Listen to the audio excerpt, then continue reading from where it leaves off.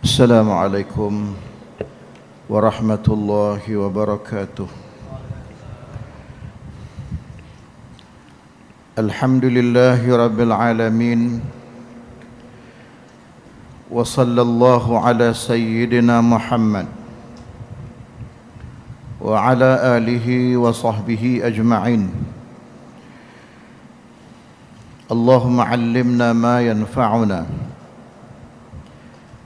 وانفعنا بما علمتنا وزدنا علما وعملا وفقها في الدين ووسع مدارك عقولنا يا أكرم الأكرمين ويا مجيب السائلين ويا أرحم الراحمين. أما بعد. Tuan-tuan dan puan-puan sekalian sidang jamaah, mudah-mudahan dirahmati oleh Allah Subhanahu wa taala. Ada seorang ahli falsafah Islam menyebut, dalam kehidupan beribadat, ramai di kalangan manusia yang merasa pintar, namun sangat sedikit manusia yang pintar merasa. Merasa pintar menimbulkan kesombongan, menimbulkan keegoan, susah untuk ditegur, tidak prihatin dengan isu dan hal keagamaan, dan menimbulkan kemalasan dalam melakukan ibadah kepada Allah Subhanahu wa taala. Adapun orang yang pintar merasa akan menimbulkan kebijakan, menimbulkan kerajinan, rendah diri, tawadhu', mudah ditegur, dan tahu kelemahan diri dan keinginan untuk melakukan ibadah dan amal yang saleh. Maka oleh kerana itu, marilah kita menjadi orang kelompok kedua yang pintar merasa. Jangan merasa pintar. Orang rasa cerdik ni habis, semua benda dia tahu, nak tegur pun susah. Tapi kalau orang itu pintar merasa, dia akan mengenali kelemahan dirinya dan tidak ada sifat ego dan besar diri, lalu mudah ditegur. Tuan-tuan dan puan-puan sekalian, kita sedang meniti hari-hari terakhir daripada bulan Ramadan Al-Mubarak. Maka persoalan yang timbul, terhapuskah dosa yang kita lakukan selama ini? Maka marilah dalam masa yang terhad ini untuk kita menelusuri dan kita memahami apa yang disebut oleh ulama tentang Ramadan Al-Mubarak. Ramadan dianalogikan oleh ulama dengan nama tertentu, disebut sebagai sekolah. Dalam bahasa Arab disebut Madrasah Ramadan, dalam bahasa Inggeris The School of Ramadan. Bila disebut sekolah, sekolahlah tempat paling banyak kita belajar tentang hidup dan juga kehidupan. Maka dalam sesebuah sekolah, tuan-tuan, akan ada sukatan pelajarannya, akan ada silibusnya, dan ada kurikulum yang perlu diikuti. Maka di penghujung Ramadan ini, kita akan melihat, tuan-tuan, adakah semua kita sudah pun mencapai kurikulum yang dikehendaki oleh Allah Subhanahu wa taala. Maka Ramadan mengajarkan kita the first curriculum of Ramadan. Ramadan nak apa, tuan-tuan? Sampai hujung ni kalau tak dapat, ada 3 je saya nak sebut, masa terhad.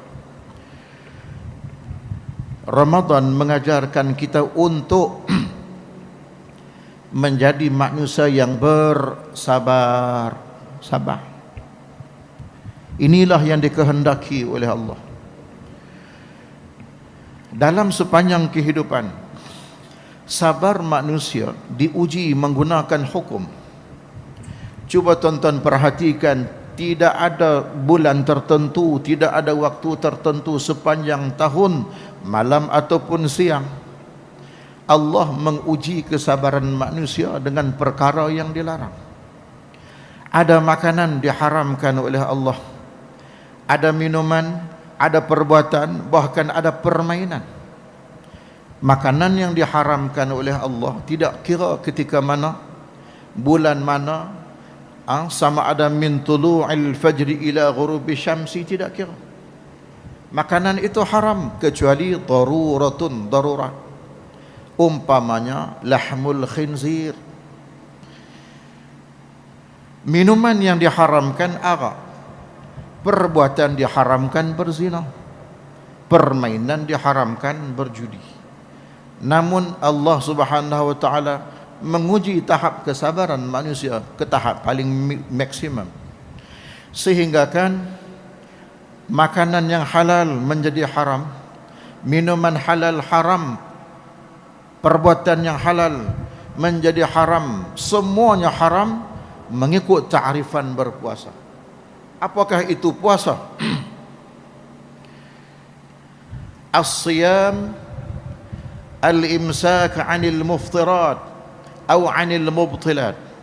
Yang dikatakan berpuasa itu menahan diri dari perkara yang membatalkan puasa. Mana waktunya? Dalam bulan Ramadan, min tulu'il fajri ila ghurubi syamsi, semua haram. Nasi lemak, nasi goreng yang halal dimakan haram ketika itu.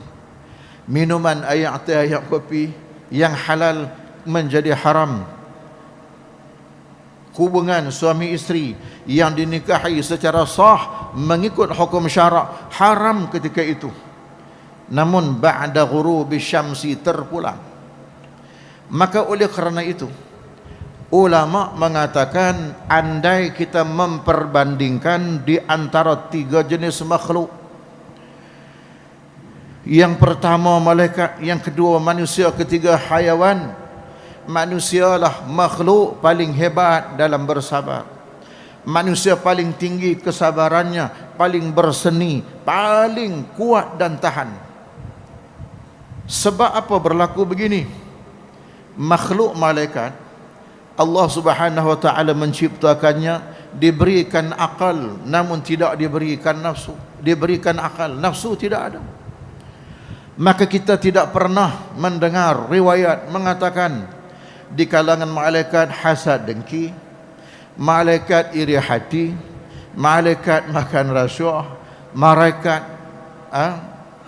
bergaduh, berperang, tidak ada. Kerana diberikan akal, tidak diberikan nafsu. Yang beribadah kepada Allah, yang mengucapkan tasbih dari dahulu sehinggalah sekarang, kerja dia tasbih je, manja. Yang mengucap, yang rokok dari dulu sampai sekarang, yang sujud. Oleh kerana itu urusan mentadbir dunia Allah tidak beri ke malaikat. Cuba kita bayangkan seandainya dunia Allah berikan urusan pentadbirannya kepada malaikat. Jangankan kata jalan raya, makan minum pun tidak ada.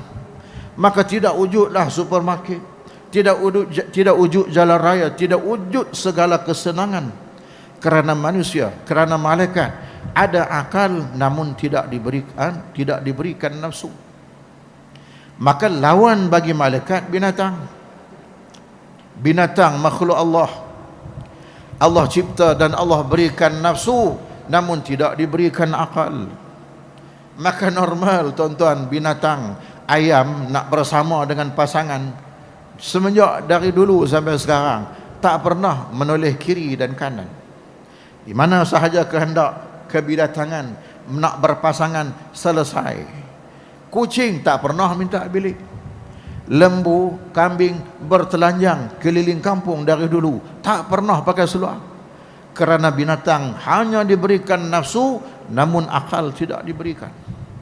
Maka perlu diingat, seandainya manusia meletakkan akal di kedudukan yang paling tinggi, berkombinasikan ilmu dan juga keimanan, maka ketika itu tidak mustahil Allah mengangkat darjat manusia lebih tinggi berbanding malaikat. Ni manusia ni, kalau dia meletakkan akal tempat paling tinggi.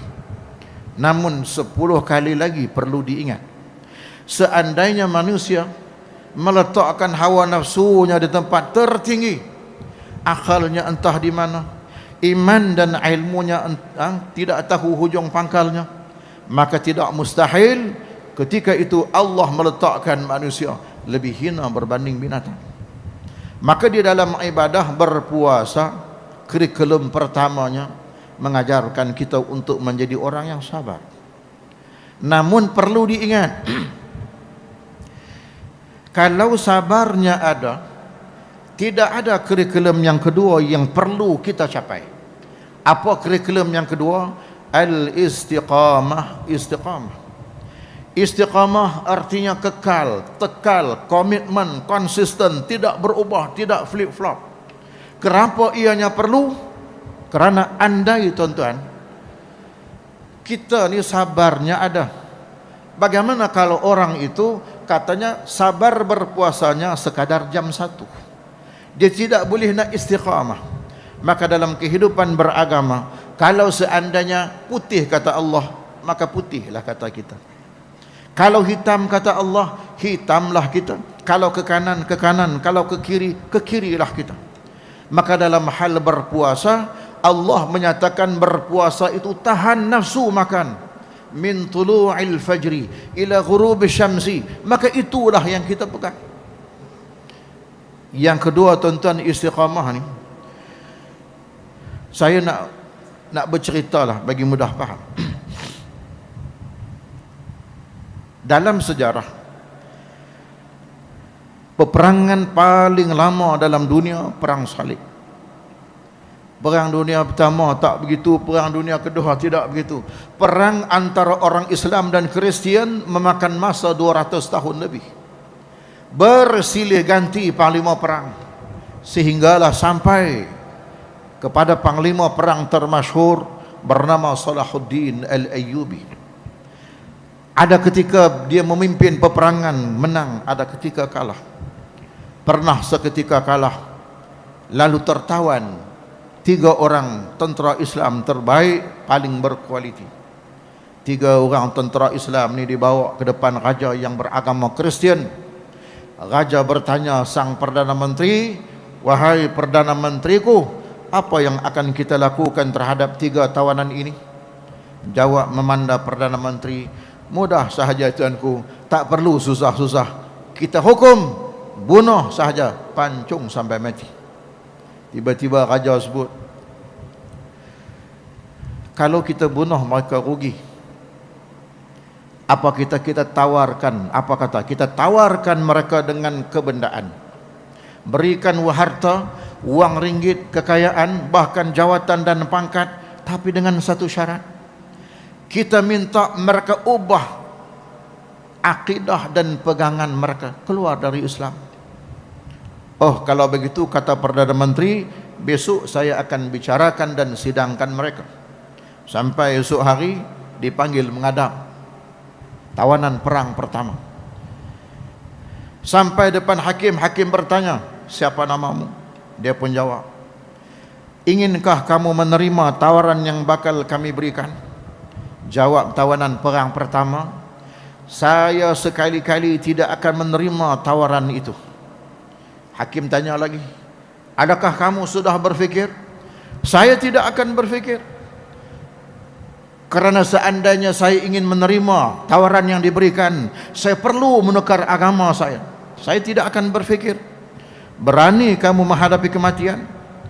Saya bahkan berani sejak dahulu lagi." "Gila kamu. Tidakkah takutkah kamu dibunuh, kepalamu dipancung?" 10 kali saya sanggup menjadi gila. Akhirnya dijalankan hukuman mati, dipancung sampai putus kepala dari jasad, jatuh kepala di lantai. Akhirnya berlaku perkara ajaib dan pelik. Kepala yang terputus tiba-tiba mengaji ayat Quran.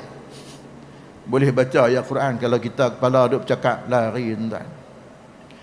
Kerana orang ini istiqamah mempertahankan akidah dan agama, tidak menukar gantinya dengan keduniaan. Ketika dia menghadapi kematian, dia menghadapi dengan sangat tenang.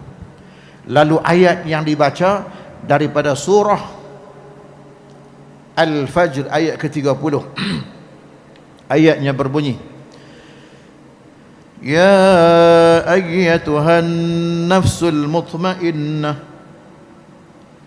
irji'i ila rabbiki radiyatan mardiyah, fadkhuli fi ibadi wadkhuli jannati.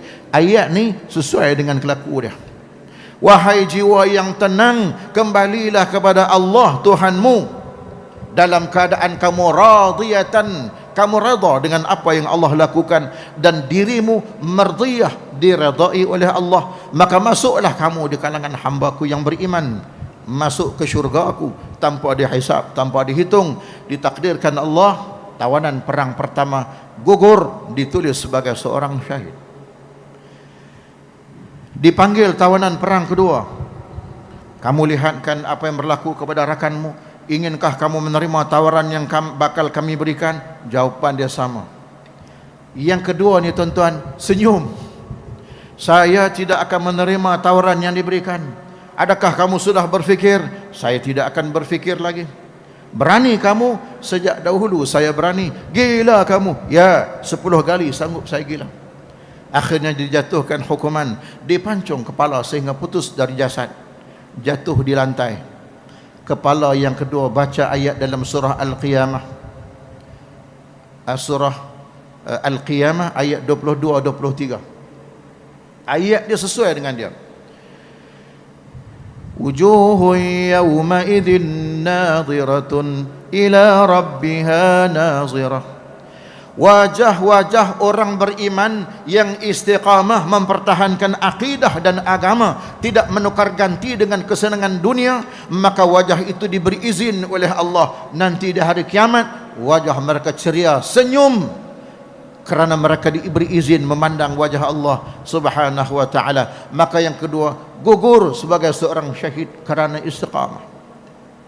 Panggil tawanan perang hak ketiga, mari menghadap. Hakim tanya, siapa namamu? Dia pun jawab, kamu lihatkan apa yang berlaku terhadap dua rakanmu? Ya. Adakah kamu akan mengikuti jejak langkah mereka? Oh tidak, tidak. Saya sekali-kali tidak akan mengikuti mereka. Adakah kamu akan menerima tawaran yang bakal kami berikan? Ya, saya akan menerima. Apa yang kamu fikirkan untuk menerima tawaran kami? Kerana saya berfikir, dari tidak mempunyai apa-apa, biar saya punyai apa-apa. Maka ketika dia berfikir, itulah sa'ah dan ketika Allah mencabut imannya. Akhirnya bila dia nak terima, raja pula tukar fikiran. Raja bisik kat Tuan Hakim dengan Perdana Menteri, sekejap, dia ni kalau kita bagi tawaran kepada dia, kita mengekalkan dia hidup, bahaya dia. Kerana perhatikan, dengan dua rakan baiknya dikhianati, agamanya ditukar dan diganti dengan benda dunia. Ini orang ini bahaya. Kalau begitu kita jangan biarkan, kita bunuh saja. Dia dengar kata kena bunuh juga. Mana adil? Tadi dijanjikan saya menerima habuan keduniaan ini, saya dikekalkan untuk hidup. Tuan Hakim kata apa? Raja kata apa? Kami bimbang dan kami menyesal. Andai sebolehnya kami akan menghidupkan kembali dua rakan kamu yang kami bunuh, kerana mereka sangat istiqamah dalam berpegang dengan akidah. Sedangkan kamu, dua kawan kamu pun kamu khianati, dan kami bimbang andai kami kekalkan kamu hidup, maka nanti kepala kami kamu pijak. Kalau begitu saya tetap akan dibunuh. Ya, saya minta izin sebentar. Apa yang kamu nak? Berikan saya masa. Apa yang kamu nak lakukan? Saya ingin kembali ke agama saya. Silakan. Dia mengucap, asyhadu an la doa. Allah ikat dan Allah keluarkan lidah. Asyhadu an la 3-4 kali doa pancung tu. Akhirnya yang ketiga dipancung kepala, putus kepala dari jasad, jatuh di lantai. Ingat kau tak baca ayat Quran lah. Yang ketiga juga membaca ayat dalam surah Az-Zumar ayat ke-19. Ayat yang sesuai dengan dia. Afaman haqqa alaihi kalimatul azab afa anta tunqidhu man finnar. Adakah mereka yang telah berhak dan ditulis untuk menerima azab Allah Subhanahu wa taala kerana tidak istiqamah dalam mempertahankan akidah dan agama. Akidah dan agama ditukar ganti. Pagi nak beriman, petang menjadi kafir, petang beriman, pagi menjadi kafir. Sedangkan agama tidak boleh begitu. Sekali kita menjadi Islam, maka itulah anutan kita sehingga walaupun kita dibunuh. Maka Allah bertanya, ya Muhammad, afa anta tunqidhu man finnar? Bolehkah kamu sendiri tidak bisa ya Muhammad membantu umatmu yang telah ditakdirkan Allah menuju ke neraka? Maka ditakdirkan Allah yang ketiga, tuan-tuan, mati dalam keadaan kufur. Na'udzubillah. Maka dalam hal berpuasa, tidak perlu pun, tidak menuntut pun ibadah berpuasa ini untuk kita korbankan nyawa. Puasa tidak menuntut kita menumpahkan darah, sekadar kita beri istiqamah. Sedari awal, tuan-tuan, kita beribadah sebanyak mana, sebanyak itu yang kita bawa sampai ke pertengahan dan sampai ke penghujung. Banyak mana selawat, banyak mana salat, banyak mana sedekah, itu yang kita pertahankan, dan itu hanya baru standard biasa. Sedangkan Rasulullah semakin menuju ke garisan penamat, Nabi mempertingkatkan kapasiti ibadahnya. Lalu sabar sudah ada, istiqamahnya sudah lengkap, namun belum ada kurikulum Ramadan yang ketiga, belum sempurna. Maka yang ketiga, tuan-tuan, yang terakhir, Ramadan mengajarkan kita untuk menjadi orang yang ikhlas, mukhlis. Apa makna ikhlas? Ikhlas artinya bersih, suci, murni, tidak dicampuri dengan kekotoran. Maka ulama mengajarkan kita kenali dua penyakit. Penyakit yang ada ke manusia yang merosakkan keikhlasan. Salah satu darinya, pertama dinamakan penyakit yang zahir, yang kedua penyakit yang batin. Adapun penyakit yang zahir tidak memberi kesan kepada orang yang berada di sekeliling kita di dunia dan tidak ada implikasinya di akhirat, maka sebaliknya penyakit yang batin memberi kesan kepada orang yang berada di sekeliling kita di dunia dan implikasinya ada di akhirat, itulah dosa dan pahala. Lalu apa penyakit yang zahir? Kencing manis, darah tinggi, gaut. Tuan-tuan, penyakit ini tak ada riwayat menyatakan nanti Allah persoalkan kita di akhirat. Kenapa kamu, wahai si fulan, kamu duk heret-heret kaki ni, gaut ni pasal apa, menyebabkan kamu ke neraka? Tidak akan ada. Namun cuba penyakit yang batin, hasad, dengki, iri hati, makan rasuah, kesan kepada masyarakat yang berada di sekeliling kita. Sebahagian masyarakat berpecah kerana rasuah, sebahagian suami isteri bergaduh, tunggang langgang. Inilah penyakit yang batin, lalu implikasinya di akhirat. Maka untuk mensucikan itu, alangkah indahnya kata-kata Imam kita Al-Ghazali rahimahullah. Qala Al-Ghazali rahimahullah, an-nasu kulluhum mauta, manusia seluruhnya dikira mati kecuali yang tidak mati, illal alimun, kecuali orang alim. Orang berilmu, jiwa mereka hidup dengan keilmuan. Namun sekiranya dipuji, jangan orang alim menjadi ta'ajub dan ujub dengan keilmuannya. Kerana Imam Al-Ghazali juga berpesan, wal alimuna niyamun, orang alim juga dikira tidur.